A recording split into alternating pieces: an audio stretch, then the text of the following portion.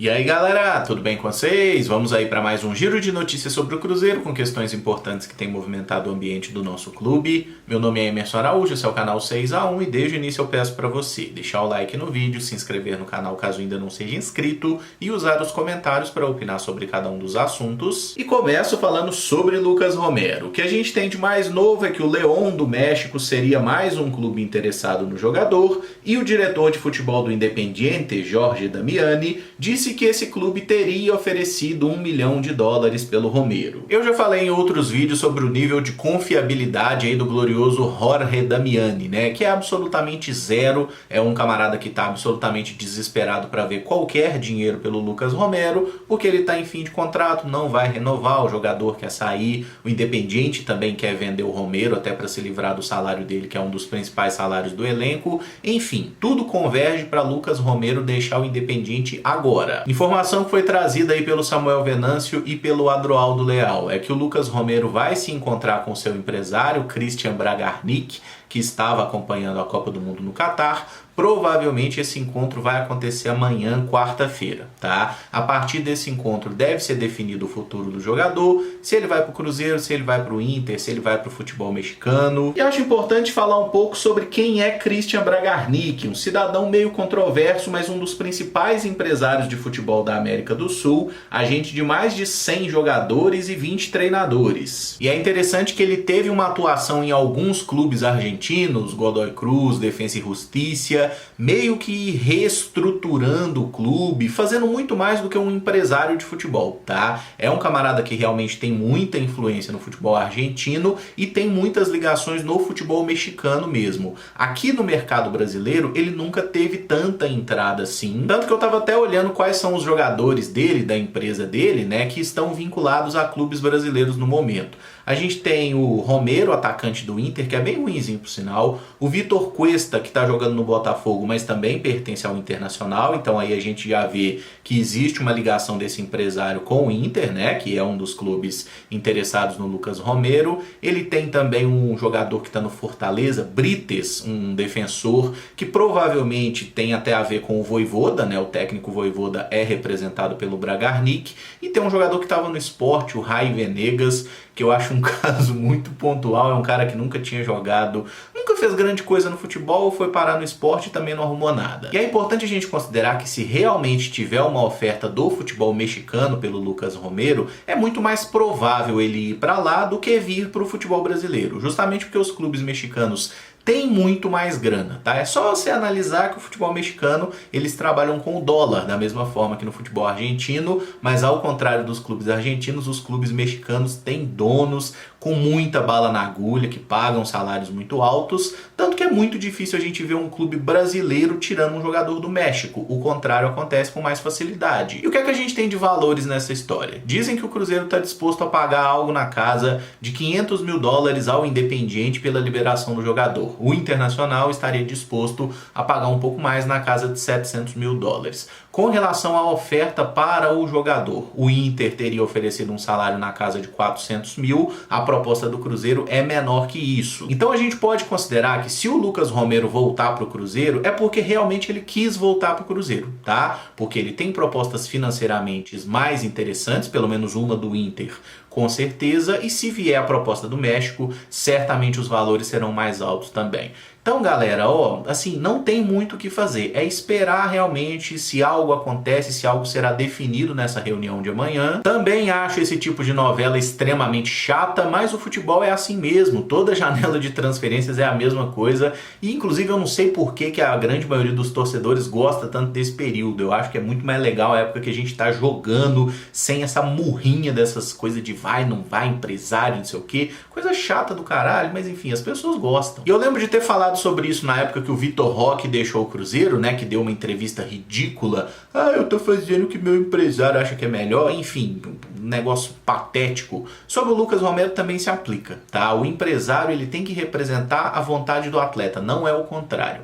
Quem decide a própria vida é o jogador. Quem vai morar na cidade é o cara, quem vai jogar bola é o cara, quem vai lidar com a torcida é o camarada. Então, não tem essa de eu quero isso, mas o empresário quer isso, então eu vou. Não, filho. Quem decide sua vida é você. E eu vou explicar agora uma coisa que é muito básica para a maioria, mas tem algumas pessoas que não entendem muito bem como é que funciona o processo de uma negociação.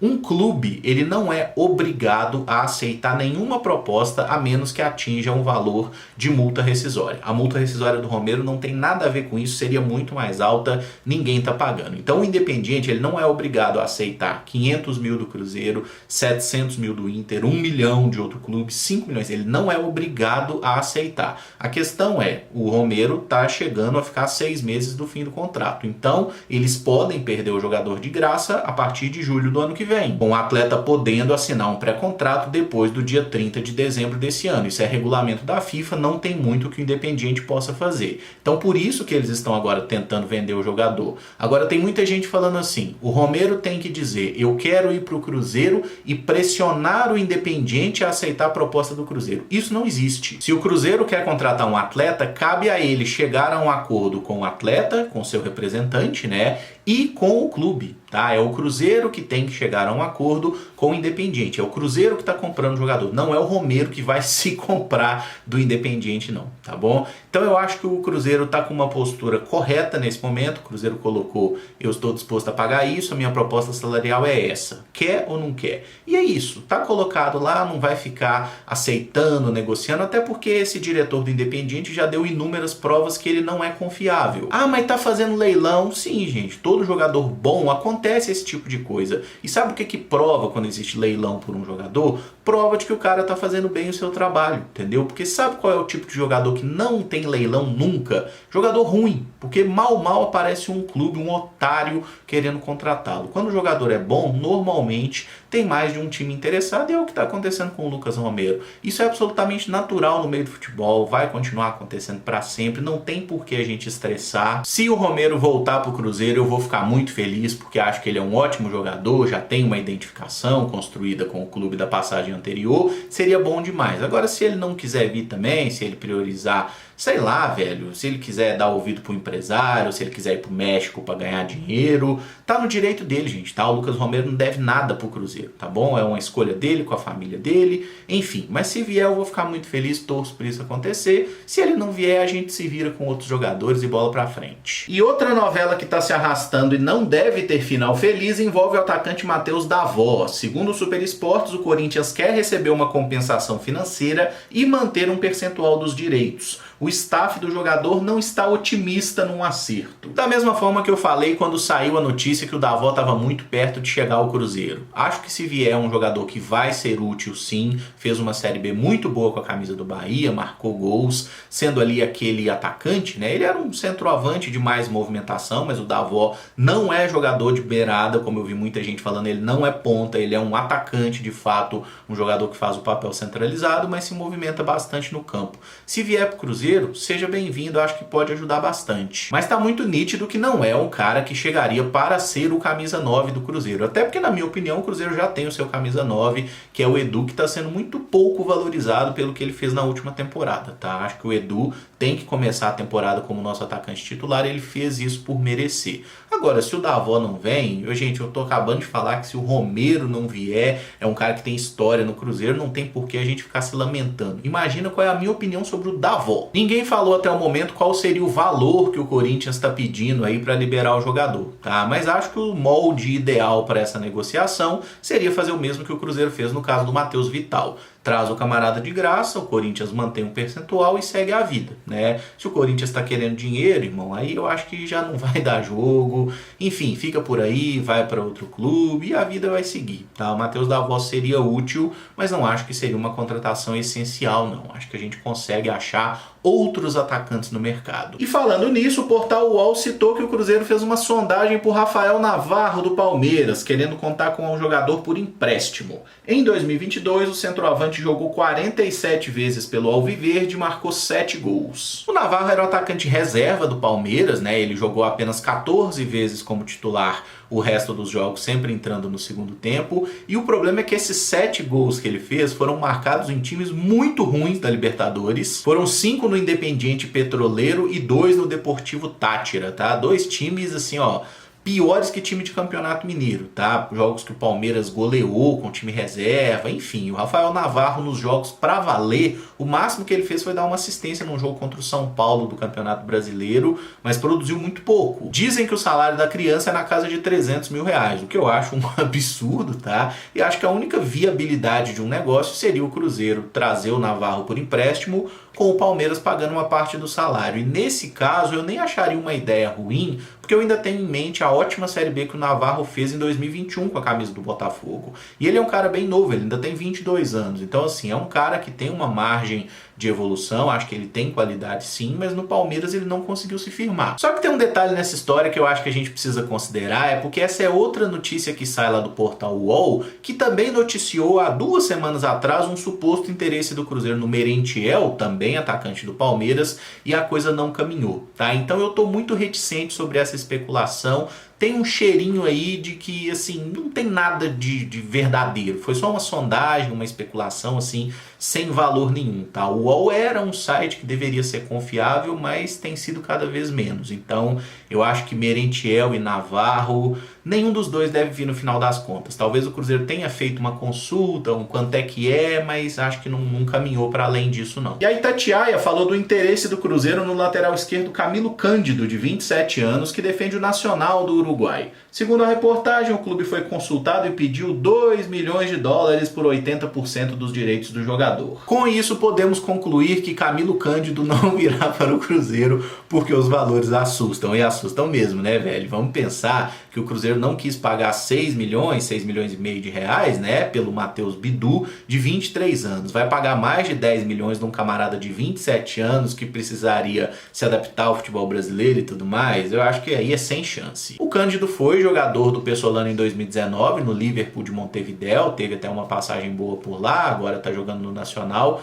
O Bruno Garcês, inclusive, perguntei para ele já tinha falado muito bem desse jogador, disse que seria uma ótima contratação, né, que fez ótima temporada lá no Uruguai, mas esse valor aí não dá, viu, gente? Eu acho que a menos que os uruguaios aceitem reduzir muito essa pedida, a chance do Cândido vir para o Cruzeiro é nula. E para fechar com uma saída, o meio atacante Breno deve ser emprestado ao Valladolid. Segundo o Globo Esporte, a intenção do Cruzeiro é dar rodagem ao atleta de 20 anos, mas que não poderá jogar pelo Sub-20 depois da Copinha. E aí, só para explicar, a Copa São Paulo desse ano, assim como aconteceu no ano passado, eles abriram uma exceção e ela vai ser Sub-21. Então o Breno, que nesse ano de 2023 vai completar 21 anos, ele não poderia jogar a Copinha.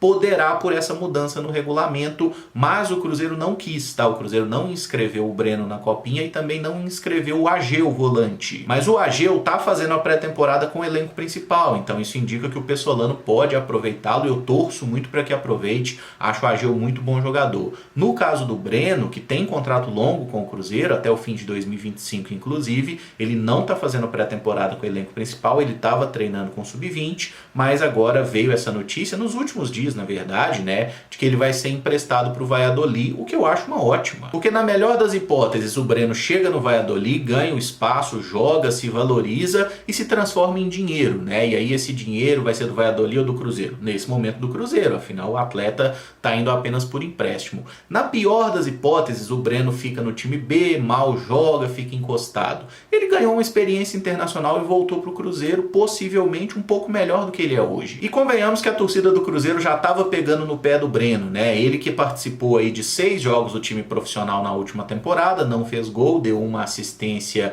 foi até contra o CSA no jogo fora de casa, e a torcida, a gente já via algumas reclamações sobre o atleta. No Sub-20 o Breno jogou muito bem, tá? Ele fez 15 gols, se eu não me engano, em 32 partidas. O desempenho dele na base era muito bom, né? Ora jogando como volante, ora como meia, como atacante. Acho que é um cara que tem potencial, que pode virar jogador sim, e esse deve ser, né, o primeiro.